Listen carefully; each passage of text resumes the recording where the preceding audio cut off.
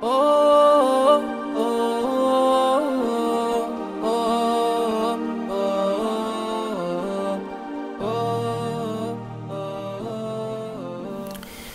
Bismillahirrahmanirrahim. Assalamualaikum warahmatullahi wabarakatuh.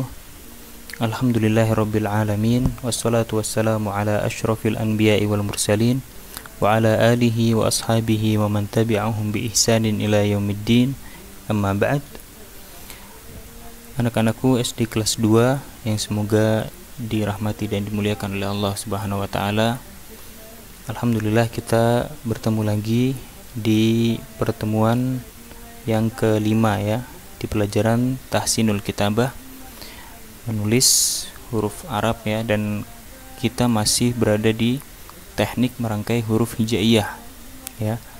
Dan kemarin kita sudah menyelesaikan tutorial atau cara-cara merangkai huruf dari alif sampai lam ya.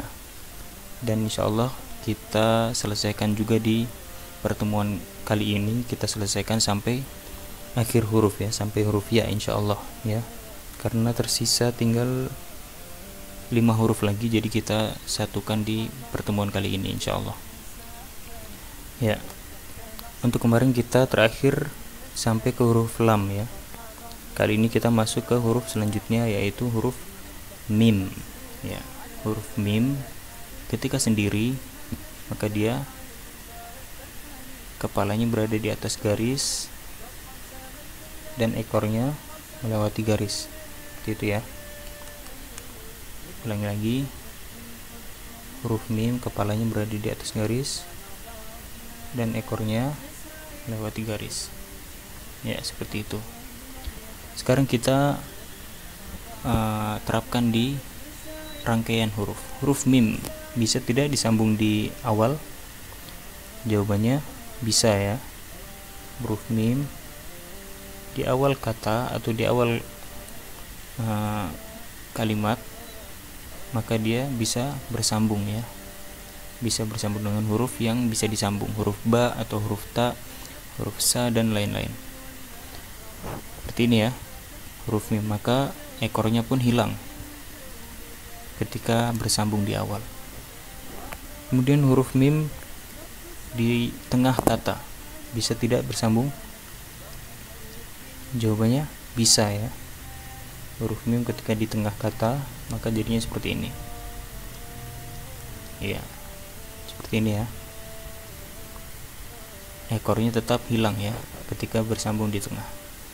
Adapun ketika di akhir ya, huruf mim ketika di akhir bersambung di akhir, maka ekornya balik lagi ya. Ekornya muncul lagi seperti ini. Itu ya untuk huruf mim.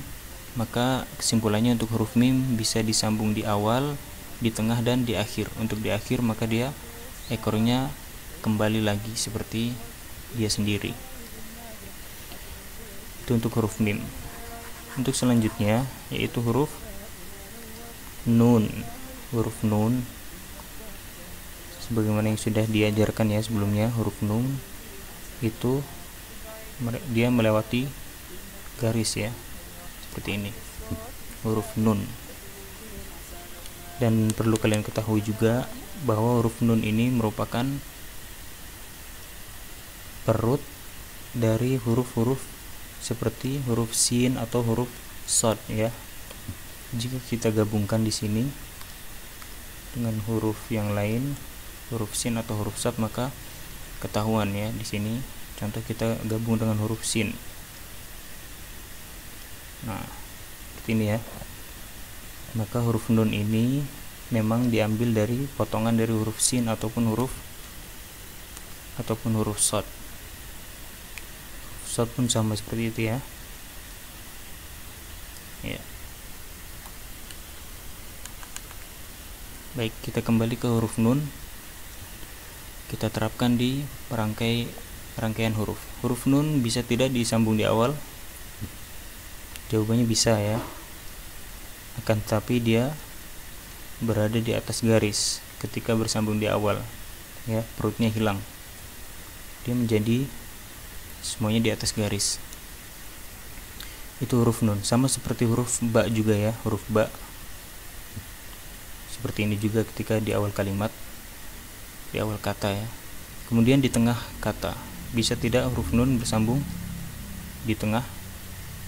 Jawabannya bisa ya, sama seperti huruf ba, ta, dan juga sa, seperti ini ya. Ya,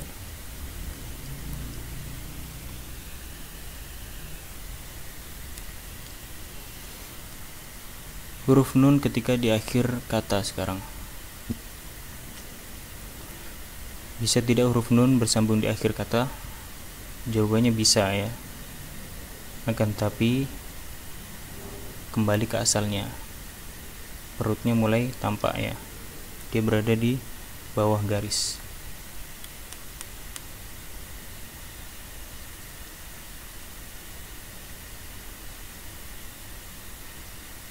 Ya.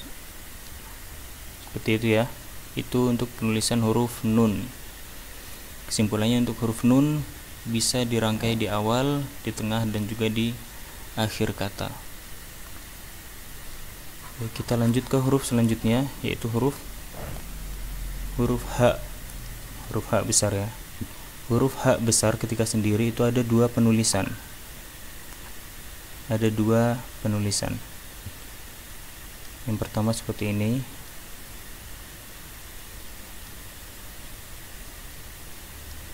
H. Yang kedua sederhana ya, seperti ini. Nah, adapun huruf H ketika bersambung atau dirangkai, maka semuanya beda ya bentuknya. Untuk di awal, H ketika bersambung di awal seperti ini ya.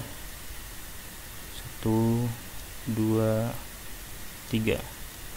Bentuknya sama seperti H yang ini. Maka dia bisa bersambung ya di awal. Bentuk H-nya berubah menjadi seperti ini. Adapun untuk di tengah, beda juga ya bentuknya. Huruf H ketika bersambung di tengah, maka jadi seperti ini. 1, 2, 3, 4. Seperti itu ya. Coba kita ulangi lagi. 1, 2, 3, 4. Seperti itu ya untuk huruf H ketika berada di tengah kata. Untuk H ketika di akhir kata, maka bentuknya berubah juga jadi seperti ini. 1, 2, 3. Gitu ya.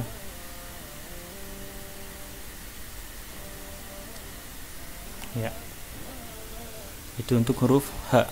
Bentuknya berbeda semua ya, di awal, di tengah, dan juga di akhir kata memiliki bentuk yang bermacam-macam, berbeda-beda. Jadi kesimpulannya, untuk huruf H, dia bisa disambung di awal, di tengah, dan di akhir dengan bentuk yang berbeda-beda. Seperti itu ya.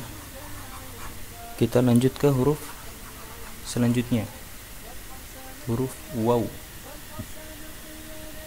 Huruf waw, untuk penulisannya, kepalanya sama seperti penulisan huruf fa ya, kan tapi dia ekornya atau perutnya melewati garis, seperti itu.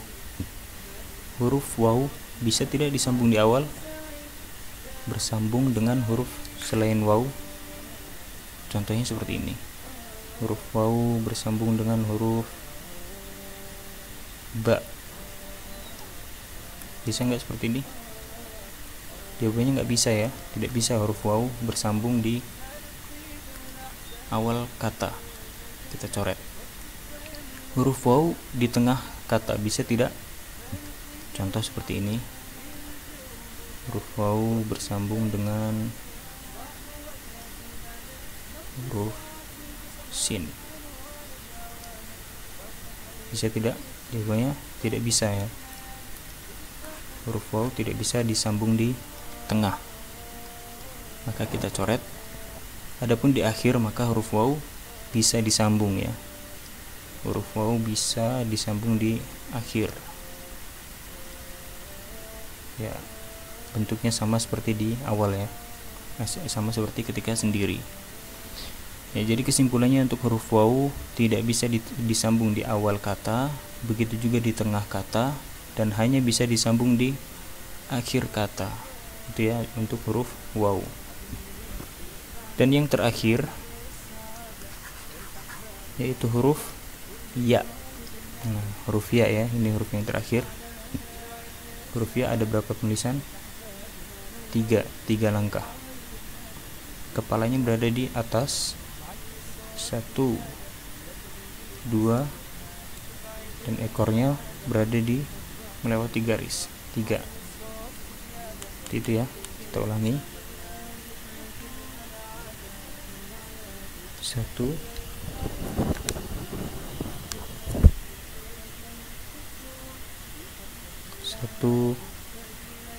2, 3. Huruf ya seperti ini. Ya. Selanjutnya huruf ya ketika bersambung di awal kata, bisa tidak? Jawabannya bisa ya. Maka berubah seperti huruf ba, ta, sa, dan juga huruf nun juga sama. Hanya beda di penulisan titik saja. Seperti ini ya. Titiknya di bawah 2. Ya. Bisa disambung. Dan di tengah pun juga sama ya. Bisa disambung.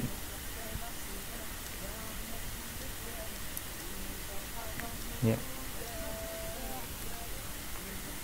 Nah, ketika di akhir maka kembali ke bentuk semula ya. Ada banyak penulisan huruf ya ketika di akhir.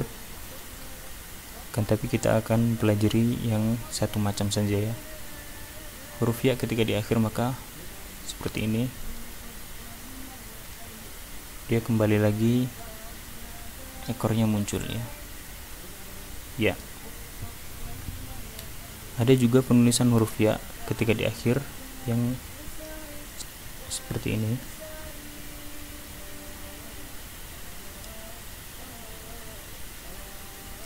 Ya. Tapi ini sangat jarang digunakan ya. Yang paling sering digunakan tetap penulisan huruf ya yang seperti tadi kita tulis di awal.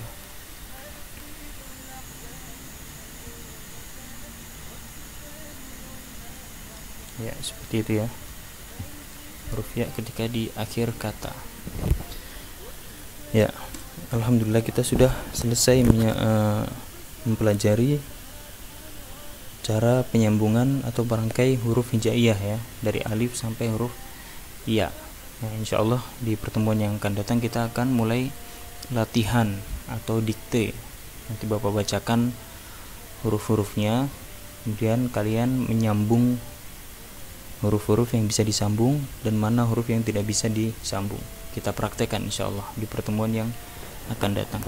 Adapun tugasnya sama seperti sebelumnya ya, melanjutkan tabel yang sudah tersedia, yang sudah Bapak siapkan kemarin, dan dilanjutkan sampai ke huruf yang terakhir ya, sampai ke huruf ya. Ya, baik, insyaallah sampai di sini dulu pertemuan kita.